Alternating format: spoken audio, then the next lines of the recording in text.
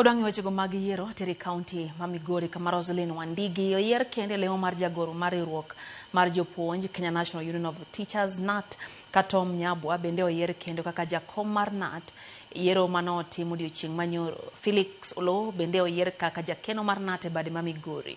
Jachung' ne jopuonj ma wakini e KNUT bade ma imbo mar Kenya Masi Mudhoni mano ochopo yiero manyo obagi skul primar ma Nyamome sub county ma Suna West opuo jopuonj kuom timo yiero mar kwe ka ojiwogi jotelogo mondo mi oyier mondo mi gimed keto maino e kedo ne ratich jopuonj. KNUT branch elected their executive secretary, their chairman, and the branch treasurer unopposed. The other members of the steering had very stiff opposition.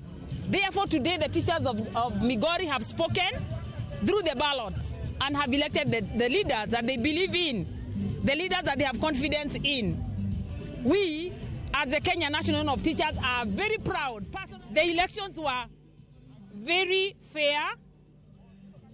They were credible. We are very proud of the teaching fraternity because of what they have done. We want to request for those people who have lost.